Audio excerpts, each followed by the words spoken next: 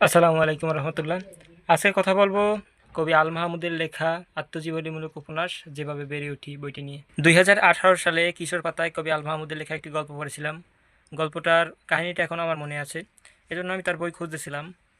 গত বছর বিভাগীয় বইমেলায় বরিশাল, ওখানে গিয়ে এই বইটি খুঁজে পেয়েছি এবং ওখান থেকে আমি সংগ্রহ করেছি বইটি। আহ, আমরা আল মাহমুদকে চিনি মূলত কবি হিসেবে, কিন্তু তিনি যে একজন অসাধারণ গদ্যকার সেটা হয়তো আমরা অনেকেই জানি না। এই বইটি পড়লে আপনারা কিছুটা ধারণা করতে পারবেন যে কবি আল মাহমুদ কত সুন্দর একজন গদ্যকার ছিলেন। তার উপস্থাপনা শৈলী অসাধারণ। বইটিতে প্রথমে কবির পূর্বপুরুষদের বর্ণনা দেওয়া হয়েছে। কবির নানা ছিলেন ব্রাহ্মণবাড়িয়ার বিশিষ্ট একজন ব্যবসায়ী এবং দাদা ছিলেন কবি, যিনি জারিগান লিখতেন।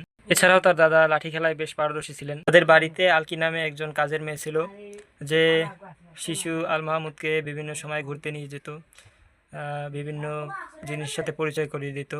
এক সময় আলকি তাদের বাড়ি ছেড়ে চলে যায়, তখন কবি অনেক কষ্ট পায়। এই ঘটনাকে এমনভাবে উপস্থাপন করা হয়েছে, আমার চোখে পানি এসে গেছে।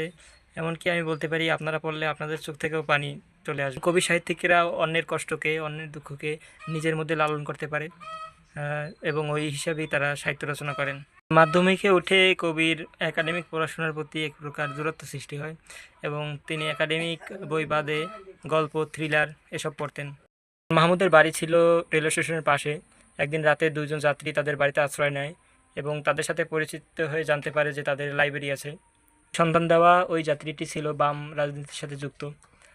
যখন ওই লাইব্রেরিতে গিয়ে কবি বই পড়তেন এবং তার কিছু কিছু প্রভাব তার পরিবার, তার পিতামাতা যখন দেখতে পারলেন, তখন তার বাবা অনেক আফসোস করতেন, অনেক চিন্তিত থাকতেন যে আমাদের এরকম একটা ইসলামিক পরিবারের ছেলে নাস্তিক হয়ে যাবে। আমাদের এই পরিবার থেকে কত আলেম, কত সমাজ সংস্কারক বের হয়েছে বা আমাদের উত্তরসূরি ছিল, তাদের ঘর থেকে একজন নাস্তিক হবে, এ নিয়ে অনেক চিন্তিত ছিল। এই বইয়ের অন্যতম বৈশিষ্ট্য হলো কল্পনা এবং বাস্তবতার মিশ্রণ। বিশেষ করে তার চাচির চরিত্রটি গ্রামীণ সহজ সরল জীবনের প্রতিচ্ছবি হিসেবে উঠে আসছে। এই গ্রাম্য বিচার সালিশ এবং হাঁস মুরগি পালনের গল্প। অন্যদিকে শহরের জীবন, ব্যবসা বাণিজ্যের জটিলতা এবং আধুনিকতার প্রতি আগ্রহ প্রকাশ পেয়েছে। এখন বইটি কারা পড়তে পারবেন?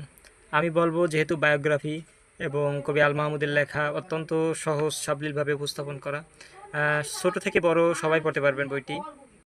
বিশেষ করে যারা লেখালেখি করছেন, নবীন প্রবীণ, তারা বইটি অবশ্যই পড়বেন। আশা করি আপনার জীবনের সাথে রিলেট করতে পারবেন। আমিও বিভিন্ন স্থানে আমার জীবনের সাথে রিলেট করতে পারছি, এই জন্য আমার বইটা বিশেষভাবে অনেক ভালো লেগেছে। বইটি প্রকাশ করেছে অনন্যা, তবে বইটির বাইন্ডিং কোয়ালিটি অতটা উন্নত নয়, লোকাল প্রিন্ট বইটি। বইটি অন্য একটা প্রকাশনী থেকে পাবলিশ হয়েছে, তবে ওই প্রকাশনীর দামটা একটু বেশি, সম্ভবত 300+ যাবে। আর এটা 190 না জানি 180 টাকায় আমি কিনেছিলাম। আপনারাও চাইলে বইটি সংগ্রহ করতে পারেন। বইটি হাদি বুকশপ সহ অন্যান্য অনলাইন বুকশপে পেয়ে যাবেন।